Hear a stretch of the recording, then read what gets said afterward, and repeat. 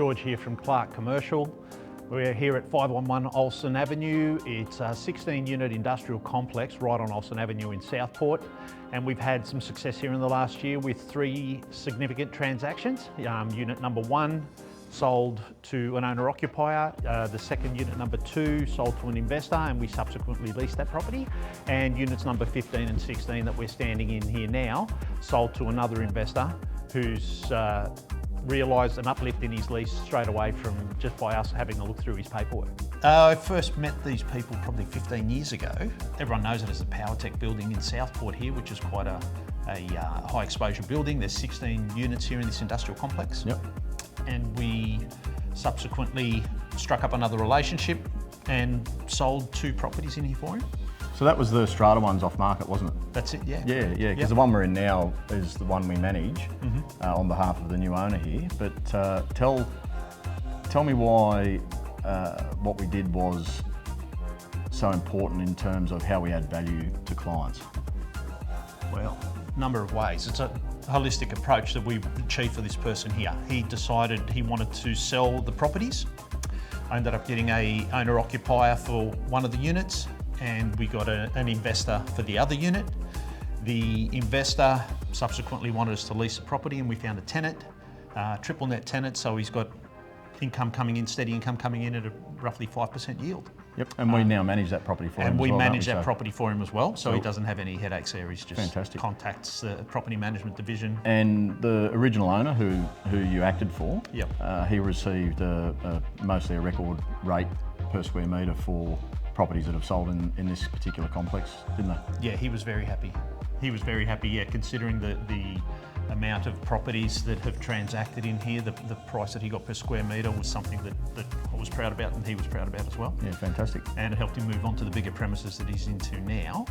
And subsequently, he's getting us to release this premises here, which is 1,150 odd square metres. Yeah, and that's a sublease though, isn't Sublease, correct, yeah. Yeah, because they've now bought other headquarters and so forth. But and the property that was sold to the investor, what the story I like about that is the fact that it settled, and virtually within 1 month you'd already found a tenant for them, and the investor now has a positive 5% cash flow first year on an investment in a set and forget type of asset. So. Well, he was initially very strong in residential investments, and we had a conversation about that. And once he found out what's involved in commercial investments, he dipped his foot in the water, got a great property, I think, in a good period of time. Yeah. And subsequently has a tenant now in there who's paying the outgoings, who's paying the management fees, who's paying all the expenses that normally he would be paying in a residential investment. He's as happy as Larry. Yeah, fantastic. Because a lot of people don't realise too, with industrial complexes like this now, they're almost the new retail as well. So you've got a multitude of uses that are coming into these, whether they be warehousing, whether they be light manufacturing. You've got a signage company that you put into the other lot that you sold. So it's really a multifaceted type of investment. It's not just dirty industry anymore. And I think, as much as they are lower yielding in terms of a net return, they're a very safe bet. There's only 4 walls and a high bay roller door that they have to really contend with, and a bit of a body corporate in a complex situation. But that's what we're seeing across the board is the amount of residential investors that are just tired of the negative gearing side of it and want positive cash flow coming into this. So, mate, well done. That was fantastic that you helped that guy out. Mate, it's a credit to the commercial industry, I guess, here on the Gold Coast, the way it's booming at the moment. And it shows the strength of a database. Yeah, brilliant. This building here that we're in at the moment, that's a classic example of the way we've been able to add value to our clients. One of our existing clients bought the building through another agent, but was a circa $7 million purchase, asked us to have a look at it to manage for them. We did what we should do, and that we read the leases, because the leases determine everything.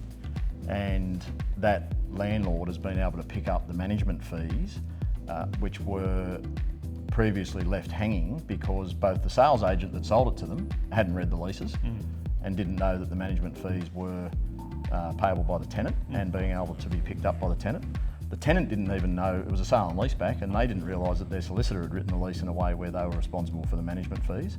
And the owner buying it, even though he did his due diligence, still didn't read the leases thoroughly enough to realise that there's an extra $7,000 a year minimum first year on a 10-year lease being able to be picked up because the tenant is payable for 100% or on the hook for 100% of the outgoings, and obviously well worth it too. And I mean, we came in and we don't charge the least, we don't charge the most probably.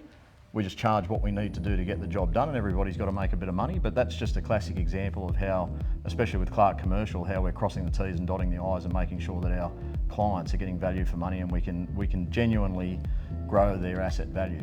I guess that's the difference between chasing business day after day and having repeat business. Fantastic, and that's the way we want to move forward. Yep.